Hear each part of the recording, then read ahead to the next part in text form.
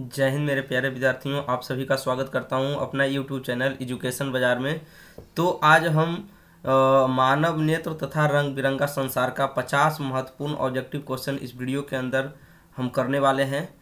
तो जो भी स्टूडेंट इस बार मैट्रिक का एग्जाम दे रहे हैं उनके लिए ये चैप्टर काफ़ी महत्वपूर्ण है। इससे बार बार एग्जाम में जो भी प्रश्न आपको पूछा जाता है 50 ऑब्जेक्टिव क्वेश्चन यदि आप कर लेते हैं तो इससे बाहर आपको एग्जाम हॉल में एक भी क्वेश्चन देखने को नहीं मिलेगा। यदि जो भी स्टूडेंट इस चैनल पर पहली बार विजिट कर रहे हैं तो चैनल को सब्सक्राइब कर बेल आइकन को दबा दीजिए ताकि आने वाली वीडियो का नोटिफिकेशन आपको सबसे पहले मिल सके। तो चलिए फ्रेंड्स, हम वीडियो को स्टार्ट करते हैं और देखते हैं 50 महत्वपूर्ण प्रश्न। चलिए, पहला प्रश्न आपका है कि समान नेत्र के लिए, ठीक है, समान नेत्र के लिए दूर बिंदु कितनी होती है। ठीक है, दूर बिंदु पूछता है एक न्यूनतम बिंदु पूछता है। ठीक है, यदि आपसे न्यूनतम बिंदु यदि पूछा जाता है, क्या पूछा जाता है, यदि न्यूनतम बिंदु यदि पूछा जाए तो इसका सही आंसर होगा आपका 50 सेंटीमीटर। यदि आपका तो लेकिन यहाँ पे दूर बिंदु पूछा गया है तो किसी भी नेत्र के लिए दूर बिंदु का जो दूरी होता है तो दूर बिंदु कितना होता है तो अनंत। यदि न्यूनतम पूछा जाता तो ये 25 सेंटीमीटर वाला आंसर सही होता, लेकिन इसमें दूर बिंदु पूछ रहा है तो इसका सही आंसर हो जाएगा ऑप्शन नंबर डी। 2019 में ये आपका सवाल पूछा गया था। ठीक है फ्रेंड्स, चलते हैं अगला सवाल यहाँ पे हम लेते हैं। चलिए, यहाँ पे देखेंगे सेकंड नंबर सवाल करा है कि अभिनेत्र लेंस की फोकस दूरी में, ठीक है, परिवर्तन किया जाता है तो क्या होगा, किस में परिवर्तन होगा। तो जो आपका लेंस है, ठीक है, उसमें फोकस दूरी में जो परिवर्तन करता है कौन करता है, तो फोकस दूरी में परिवर्तन किसके द्वारा होगा। ऑप्शन का रहा पुतली द्वारा होगा, दृष्टिपटल द्वारा होगा, पक्षमाभि द्वारा होगा या परितारिका के द्वारा होगा। तो इसका सही आंसर हो जाएगा पक्षमाभि पेशियां जो आपका होता है उसी के द्वारा लेंस के जो फोकस दूरी में होता है वो परिवर्तन किया जाता है। चलिए फ्रेंड्स, हम अगला सवाल यहाँ पे हम लेते हैं सवाल नंबर 3। सवाल नंबर 3 देखिएगा, करा स्पेक्ट्रम में किस रंग का किरण का झुकाव अधिक होता है। ठीक है, तो आप जानते होंगे एक ट्रिक होता है बैजानीह पिनाला। ठीक है, बैजानीह, ठीक है, पिनाला। ठीक है, तो बस बै से क्या हो जाता है दोस्तों, बैगनी हो जाता है। ठीक है, सबसे नीचे बैगनी कलर होता है, फिर दोस्तों आपका जामुनी कलर होता है। ठीक है, बैगनी जामुनी, नी से आपका होता है नीला। ठीक है, ह से आपको होता है हरा। यदि पूछा जाए स्पेक्ट्रम में जो रंग होता है बीच वाला रंग कौन होता है तो हरा पड़ता है आपका। पी से हो जाएगा आपका पीला। ठीक है, ना से आपका हो जाएगा नारंगी, नारंगी, और ला से आपका हो जाएगा दोस्तों लाल। ठीक है, तो स्पेक्ट्रम में इसी क्रम में आपको रंग रहता है। सबसे नीचे रहता है बैगनी, जामुनी, नीला, हरा, पीला, नारंगी और लाल।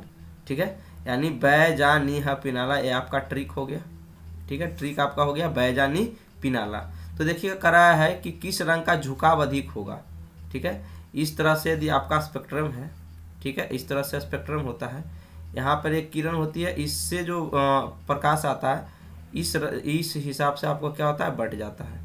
ठीक है, इस तरह से, ठीक है, इस तरह से आपका विभक्त हो जाता है। तो सबसे नीचे कौन सा रंग होगा तो बैगनी रंग होता है, और सबसे ऊपर की बात करें तो यहाँ पे लाल रंग होता है। ठीक है, तो सबसे अधिक झुकाव, तो देखिए कौन सा एंगल सबसे ज़्यादा बना रहा है तो बैगनी रंग का क्या होगा सबसे अधिक। यदि सबसे कम आपसे को से झुकाव यदि पूछा जाए तो इसका सही आंसर लाल होगा, लेकिन सबसे अधिक झुकाव पूछा है तो यहाँ पे बैगनी रंग सही हो जाएगा, यानी ऑप्शन नंबर डी बिल्कुल ही करेक्ट हो जाएगा। 2 बार ये आपका 15 और 11 में ये सवाल आपका पूछा जा चुका है। चलिए, हम अगला सवाल यहाँ पे लेते हैं। दोस्तों, यदि आप इसका PDF डाउनलोड करना चाहते हैं तो आपको डिस्क्रिप्शन में आपको लिंक दिया गया है, वहाँ से आप टेलीग्राम ग्रुप को ज्वाइन करके भी इसका जो है PDF आप डाउनलोड कर सकते हैं। चलिए, अगला सवाल यहाँ पे देखेंगे, स्पेक्ट्रम प्राप्त करने के लिए किसका उपयोग किया जाता है। ठीक है, स्पेक्ट्रम प्राप्त करने के लिए किसका उपयोग करेंगे दोस्तों, तो कांच का सिल्ली है, अवतल दर्पण है, उत्तल लेंस है, प्रिज्म। सही आंसर क्या होगा, प्रिज्म हो जाएगा। चलिए, अगला सवाल यहाँ पे किया जाए, सवाल नंबर 5 लेते हैं। काफ़ी इसमें सिलेक्टेड सवाल यहाँ पे लिए गए हैं दोस्तों। यदि आप शुरू से अंत तक वीडियो को देखते हैं तो आपको एक भी प्रश्न एग्जाम हॉल में नहीं छूटने वाला है। चलिए, ये सवाल करते हैं हम। करा जो नेत्र निकट की वस्तु को साफ साफ नहीं देख सकता उस नेत्र में क्या हो जाता है। दोस्तों, एक आप ट्रिक हमेशा याद रखिएगा। ठीक है, देखिए इस टाइप के सवाल में जो अक्सर लड़के यहाँ पे गलती करते हैं, देखिए मैं लिख रहा हूँ यहाँ पर जो दिखे। ठीक है, जो दिखे वही दोष। ठीक है, जो दिखे वही दोष होता है उस आँख में। यदि दूर की वस्तु साफ साफ दिख रही है तो दूरदृष्टि दोष। ठीक है, यदि निकट की वस्तु साफ साफ दिख रही है तो निकट दृष्टि दोष। ठीक है, तो जो सवाल आपसे कह रहा है कि जो नेत्र निकट की वस्तु को साफ साफ नहीं देख पा रहा है, तो साफ साफ यदि निकट की वस्तु साफ साफ नहीं देख रहा है, इसका मतलब वो देख क्या रहा है दोस्तों, देख क्या क्या रहा है, दूर की वस्तु। तो दूर की वस्तु देख रहा है, यानी इसका आँख में कौन सा दोष है, जिसका आँख में है दोस्तों दूरदृष्टि दोष। ठीक है, दूरदृष्टि दोष।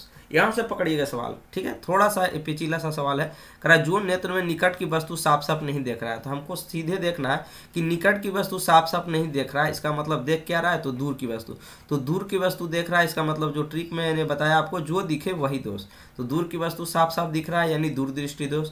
और दूरदृष्टि दोष को दूर करने के लिए कौन सा लेंस लगाया जाता है दोस्तों, तो आपका उत्तल लेंस आपका लगाया जाता है दूरदृष्टि दोष के लिए। तो इसका सही आंसर हो जाएगा आपका ऑप्शन नंबर ए, बिल्कुल ही करेक्ट हो जाएगा। चलिए अगला सवाल यहाँ पे हम देखेंगे। सवाल नंबर 6 में कह रहा है कि मानव नेत्र, चलिए यहाँ पे कह रहा है कि मानव नेत्र में क्या होगा, ठीक, किस प्रकार का लेंस होता है। तो सभी को जानते हैं मानव नेत्र में क्या होता है दोस्तों, उत्तल लेंस होता है। उत्तल लेंस का डायग्राम आपको इस टाइप से होता है, ये आपका क्या है, तो उत्तल लेंस आपका है। ठीक है, अवतल लेंस का डायग्राम किस तरह से होता है, तो इस तरह से आपका अवतल लेंस होता है दोस्तों। कौन सा लेंस होता है, अवतल लेंस, ये आपका क्या है, उत्तल लेंस। तो मानव को जो आँख होता है उसमें कौन सा लेंस होता है, तो उत्तल लेंस होता है। ठीक है, चलिए अगला सवाल यहाँ पे हम लेते हैं, सवाल नंबर 7। यहाँ पे आपको कहा जा रहा है कि मानव नेत्र वस्तु का प्रतिबिंब निम्नलिखित में से किस भाग पर बनता है। ठीक है, ये काफ़ी इंपॉर्टेंट सवाल है। मानव नेत्र में जो प्रतिबिंब होता है, वस्तु का प्रतिबिंब किस भाग पर बनता है, तो सभी लोग जानते हैं किस भाग पर बनता है, तो रेटिना पर आपका प्रतिबिंब बनता है। किस पे बनता है, तो रेटिना पर बनता है, याद रखेंगे। आपका 2013-14 में सवाल आपको आया हुआ है। ठीक है, अगला सवाल यहाँ पे हम लेते हैं। करा सामान्य नेत्र के रेटिना पर बनने वाला प्रतिबिंब होता है। जो रेटिना पर प्रतिबिंब बनता है कैसा बनता है, तो सभी लोग जानते हैं जो भी प्रतिबिंब रेटिना के ऊपर बनता है तो वास्तविक, क्या वास्तविक प्रतिबिंब बने, काल्पनिक तो बनेगा ही नहीं। तो वास्तविक जब भी बनता है तो क्या होता है, उल्टा। आप पहले वाले चैप्टर में पढ़ चुके हैं, जो होता है आपका वास्तविक प्रतिबिंब उल्टा होता है, और काल्पनिक प्रतिबिंब क्या होता है, तो काल्पनिक जो प्रतिबिंब होता है हमेशा सीधा होता है। ठीक है, हमेशा सीधा होगा और वास्तविक प्रतिबिंब उल्टा होगा। तो रेटिना पर जो बनने वाला प्रतिबिंब कैसा होगा, तो वास्तविक और उल्टा, ऑप्शन सी बिल्कुल ही सही हो जाएगा। चलिए अगला सवाल यहाँ पे हम लोग लेते हैं, सवाल नंबर 9। देखिए, करा टिंडेनल प्रभाव प्रकाश की कौन सी परिघटना को प्रदर्शित करता है। हमारे साथ साथ दोस्तों चलिए प्रैक्टिस करते चलिए। जो सवाल आपको आता है काफ़ी अच्छा, पहले आप अपने आंसर देने का प्रयास करें, उसके बाद जो नहीं आता है उसे सीखने का प्रयास करेंगे सभी लोग, तो आपको मैक्सिमम बेनिफिट दोस्तों हो सकता है। मैं सारे चैप्टर का चैप्टर वाइज करके मैं वीडियो का सोल्यूशन यहाँ पे मैं चढ़ा रहा हूँ। मैथ में चैप्टर वाइज करवा रहा हूँ, और फिजिक्स भी चैप्टर वाइज है, साइंस, सारे सब्जेक्ट का चैप्टर वाइज आपको सोल्यूशन यहाँ पे देखने को मिलेगा। सभी में आपको प्लेलिस्ट बना दिया गया, प्लेलिस्ट में जाकर सभी वीडियो आप देख सकते हैं। तो देखिए चलिए इस पे चलते हैं। परिघटना को प्रदर्शित करता है टिड्नल प्रभाव, तो किसके प्रदर्शित करता है, तो टिड्नल प्रभाव जो प्रदर्शित करता है परिघटना को, तो प्रकाश का परिकिरणन पर जो है आधारित होता है टिड्नल प्रभाव। तो सही आंसर हो जाएगा प्रकाश का परिकिरणन। अगला सवाल देखते हैं। कह रहा है दूरदृष्टि दोष वाली आंख साफ साफ देख सकती है। ठीक है, तो जिसमें दूरदृष्टि दोष है, जो दिखे वही दोष, तो दूरदृष्टि वाली दोष वाला आंख दूर की वस्तु को साफ साफ देख पाएगी। तो इसका सही आंसर हो जाएगा ऑप्शन नंबर ए, दूर की वस्तु साफ साफ दिखेगी। चलिए अगला सवाल हम लोग लेते हैं, सवाल नंबर 11। ठीक है, देखिएगा सवाल नंबर 11 में कह रहा है कि निकट दृष्टि दोष वाला व्यक्ति देख सकता है। तो निकट दृष्टि दोष वाला व्यक्ति क्या देख सकता है, निकट की वस्तु को साफ साफ देख सकता है। तो यहाँ पर इसका सही आंसर क्या हो जाएगा, निकट की वस्तु को साफ साफ देख सकता है। हमेशा ट्रिक को याद रखिएगा दोस्तों, जो दिखे, है ना, जो दिखे वही दोष होता है, जो दिखे वही दोष, जो दिखे वही दोष। यानी निकट की वस्तु दिखाई दे रहा है तो निकट दृष्टि दोष, और दूर की वस्तु अच्छी से दिखाई दे रहा है तो दूर दृष्टि दोष। तो यहाँ पर निकट दृष्टि दोष वाला व्यक्ति क्या देख सकता है, निकट की वस्तु को साफ साफ देख सकता है। चलिए अगला सवाल यहाँ पे हम लेते हैं, सवाल नंबर 12। कहा जा रहा है कि निम्नलिखित चित्र को सूचित किया जाता है। ठीक है, इसमें कौन सा दृष्टि दोष है। ठीक है, तो देखिएगा यहाँ पे जो प्रतिबिंब बन रहा है, इसका प्रतिबिंब देखिए नेत्र के बाहर यानी रेटिना के बाहर बन रहा है। तो रेटिना के बाहर क्यों बन रहा है, तो इसका सही आंसर हो जाएगा दोस्तों दूर दृष्टि दोष है। इसमें दूर दृष्टि दोष है, तो यहाँ पे देखिएगा दूर में प्रतिबिंब नज़दीक ना बन करके दूर में बन रहा है, तो ये तो आपका दूर दृष्टि दोष हो गया। चलिए अगला सवाल यहाँ पे हम लेते हैं। करा आंख व्यवहार करता है किस तरह कहता है? अवतल दर्पण की तरह, उत्तल लेंस की तरह, समतल दर्पण अवतल लेंस का सही आंसर हो जाएगा उत्तल लेंस की तरह जो मानव आंख का व्यवहार करती है।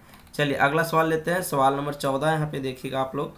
करा कि समान आँखों के लिए स्पष्ट दर्शन की न्यूनतम दूरी कितना होती है? सवाल शुरू में मैंने करवाया था कि न्यूनतम दूरी पूछेगा तो 25 सेंटीमीटर, यदि आपसे अधिकतम दूरी आपसे पूछे मानव नेत्र का, इसका क्या होता है? तो अनंत। आप इसका सही आंसर लगाइएगा, ठीक है।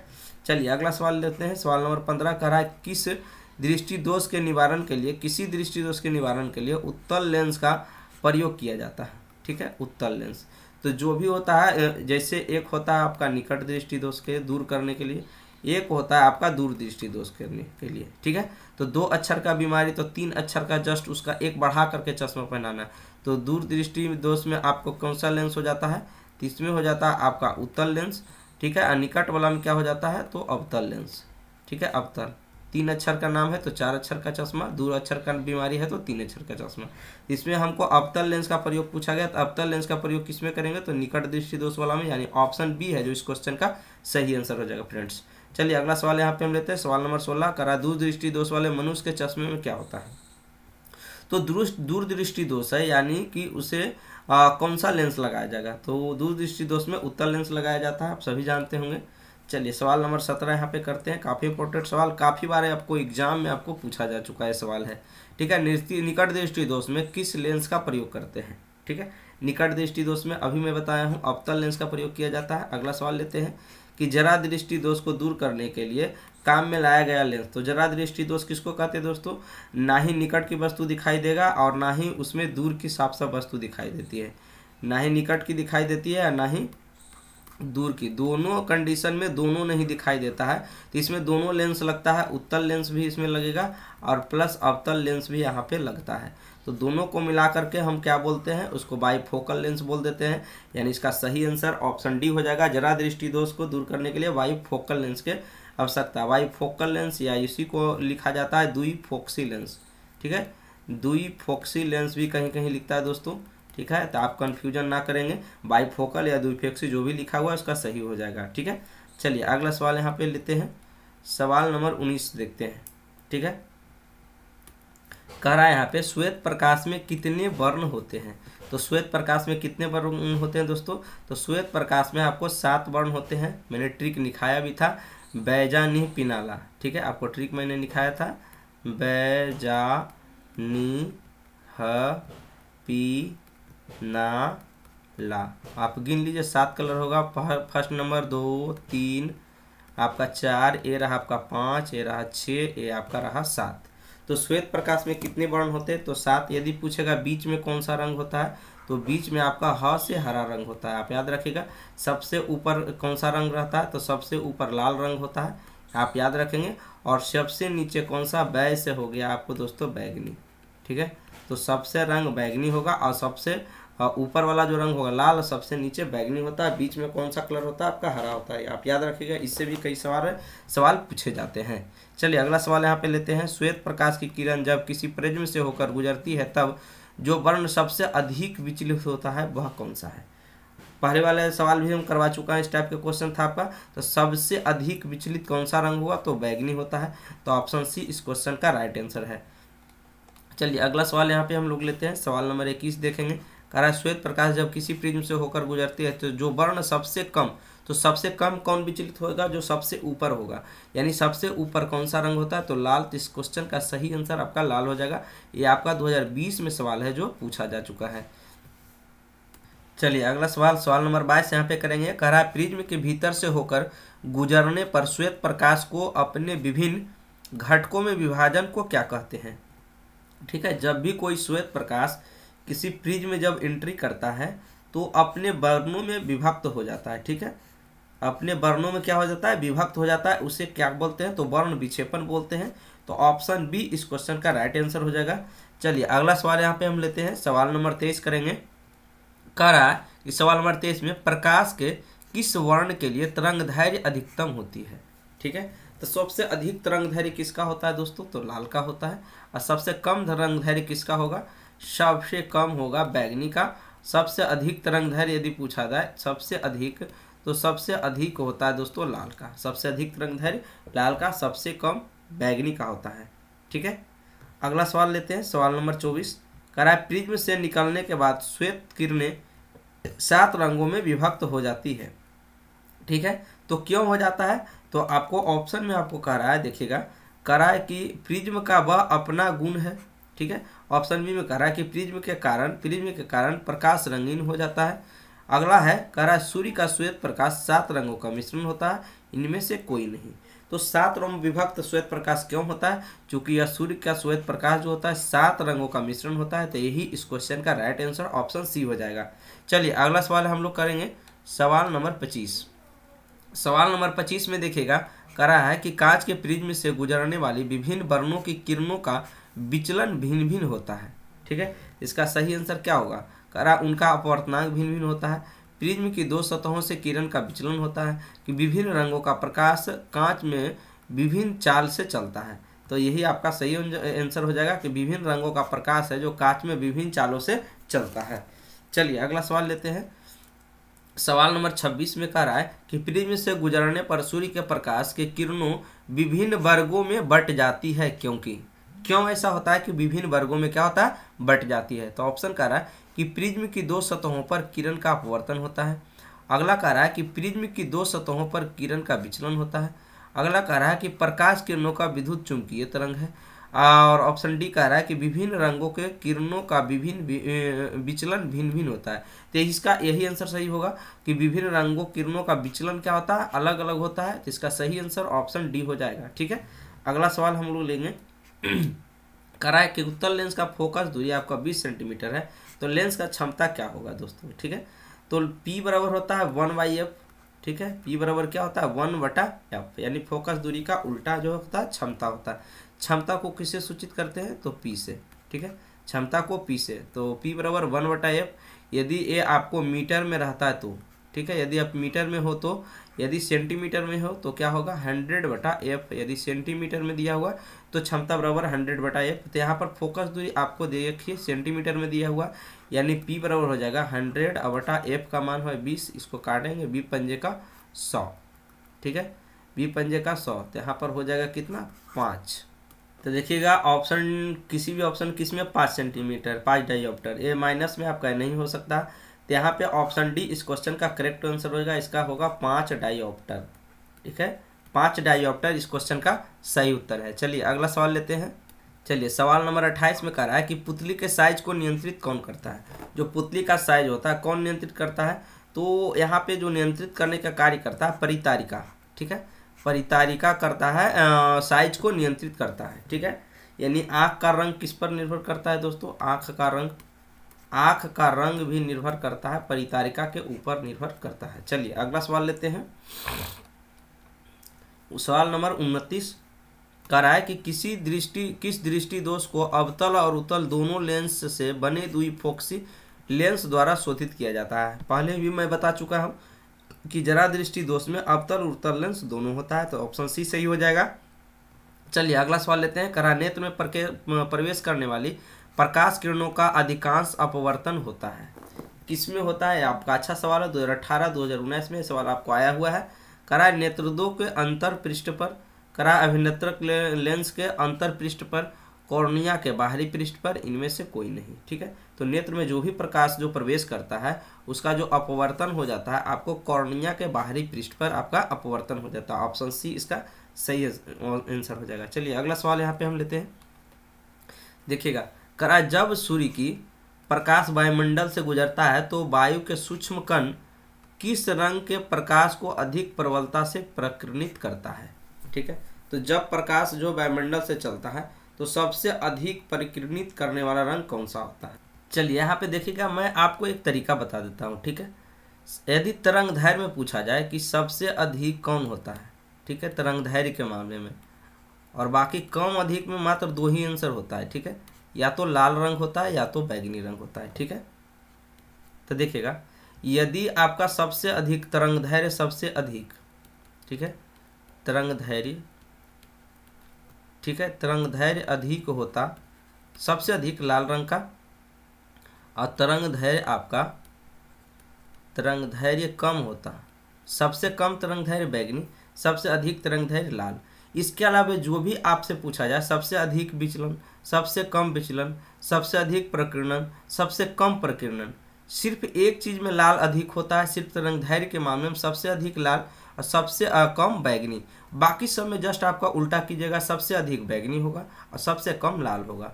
यदि प्रकीर्णन की बात किया जाए, ठीक है, प्रकीर्णन की बात किया जाए तो जो अधिक होगा यहाँ पे बैगनी रंग का होता है, ठीक है, बैगनी रंग का होता है। और सबसे कम होता है, जो सबसे कम होता है लाल रंग का होता है।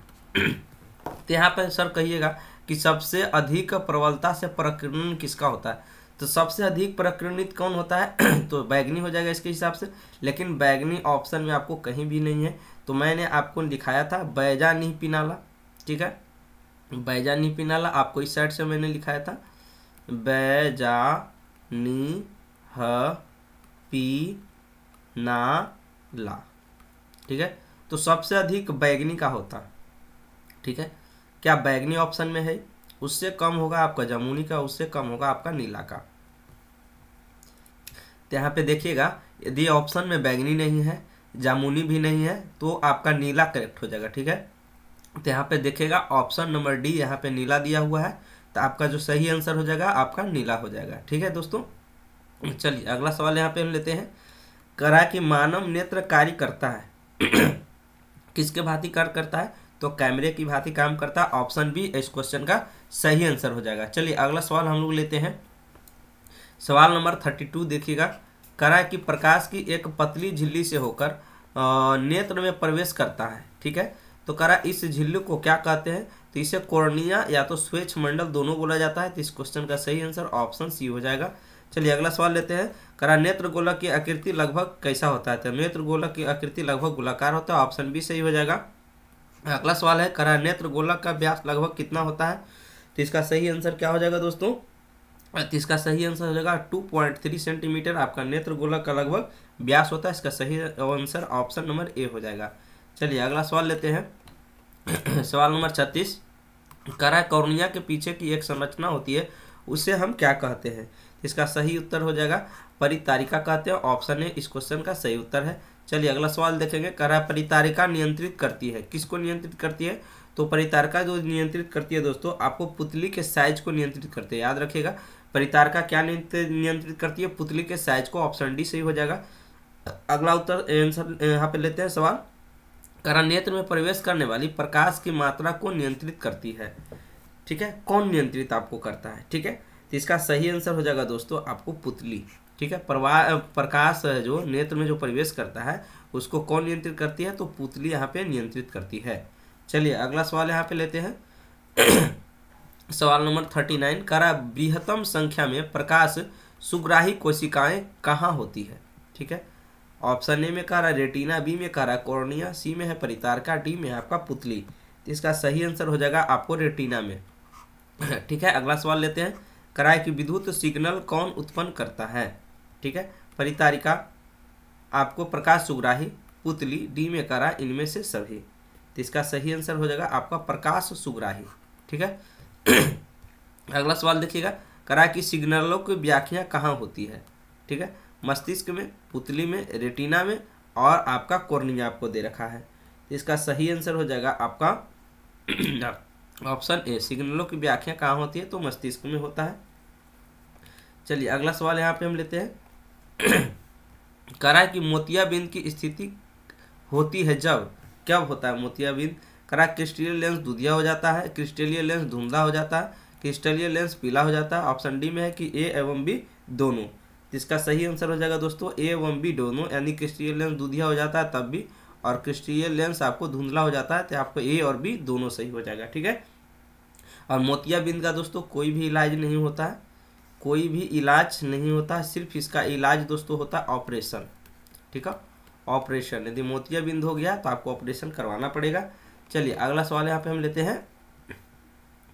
करा यहाँ पे करा वायुमंडल में प्रकाश कौन सा रंग अधिक प्रकीर्णित होता है। अभी हम बताए थे कि सिर्फ तरंग दैर्घ्य के मामले में, ठीक है, सिर्फ तरंग दैर्घ्य में लाल अधिक होता है, ठीक है। अब बैगनी क्या होता है दोस्तों, बैगनी आपको कम होता है, लाल सबसे अधिक होगा और बैगनी आपको सबसे कम होता है। बाद बाकी कुछ भी आपसे पूछता है तो लाल सबसे कम और बैगनी सबसे अधिक, ठीक है। तो प्रकीर्णन पूछ रहा है, तरंगदैर्घ्य के मामले में कोई भी चर्चा नहीं, प्रकीर्णन जो भी पूछ दे, विचलन, प्रकीर्णन, तो इसका सही आंसर हो जाएगा आपका सबसे अधिक प्रकीर्णन पूछा है तो यहाँ पे सबसे अधिक प्रकीर्णन किसका हो जाएगा, तो बैगनी। बैगनी ऑप्शन में नहीं है तो कौन सा मारेंगे दोस्तों, तो नीला मारेंगे, तो ऑप्शन बी इसके आंसर का सही जवाब है। चलिए अगला सवाल लेते हैं। कह रहा है इंद्रधनुष में कितने रंग होते हैं, तो 7 रंग होता है। अगला सवाल लिया जाए। कह रहा है कि सर्वप्रथम सूर्य का स्पेक्ट्रम प्राप्त करने के लिए कांच के प्रिज्म का उपयोग किसने किया था, तो इसका सही आंसर हो जाएगा न्यूटन ने। अगला सवाल लेते हैं।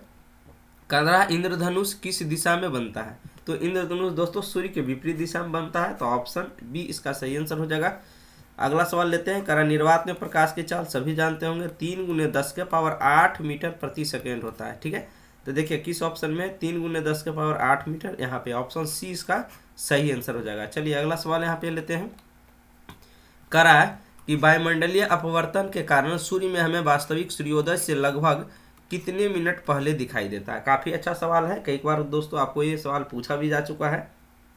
तो इसका सही आंसर हो जाएगा आपको 2 मिनट पहले, ठीक है। सूर्योदय से 2 मिनट पहले ही आपको है जो सूर्योदय होना लगभग हमको दिखाई देने लगता है। चलिए अगला सवाल देखते हैं। करा निम्नलिखित में से किस माध्यम में प्रकाश की चाल अधिकतम होगा, हवा में होगा, जल में होगा, शीशा में होगा या तो हीरा में होगा। तो इसका सही आंसर आपका हो जाएगा हवा में, ठीक है। प्रकाश का चाल जो है निर्वात में सबसे अधिक होता है। चलिए अगला सवाल देखते हैं। कह रहा है कि सूक्ष्म कणों का एक विषमांगी मिश्रण क्या है, ठीक है। तो इसका सही आपका उत्तर हो जाएगा दोस्तों वायुमंडल, ठीक है। सूक्ष्म कणों का विषमांगी मिश्रण, यदि सूक्ष्म धूल कण जो है वह हवा में मिले हुए, तो इसका सही आंसर हो जाएगा आपको वायुमंडल। तो आप लोग का वीडियो कैसा लगा कमेंट करके जरूर बताइएगा दोस्तों, ताकि आगे भी इसी तरह के वीडियो आपके लिए ला सके। Thank you.